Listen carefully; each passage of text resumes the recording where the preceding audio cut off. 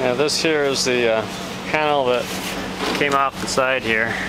It is held on by 2 screws and some wire at the base here. That just hooks onto these little loops there.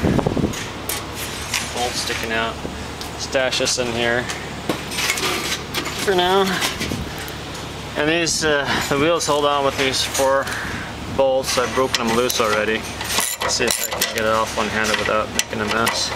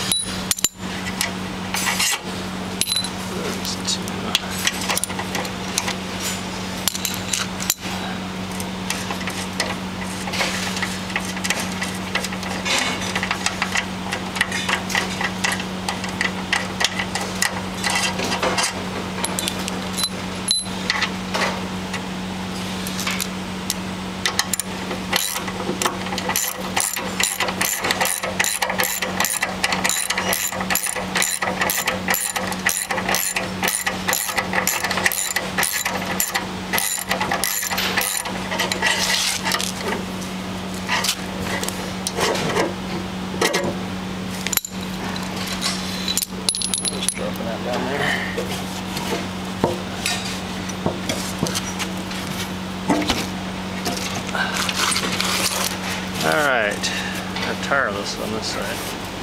So, there you can see the motor plate where the motor used to be mounted. Can't really see where the chain used to be.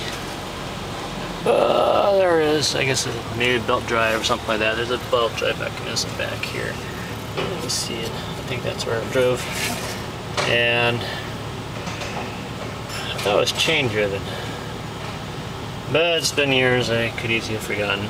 Here's the brake master cylinder here. Got cable going to the brake levers. You can see one here. And it's a handbrake. And that pulls on that little lever thing to activate the hydraulic cylinder. So hydraulic brakes all around. And this thing's not holding there. It's...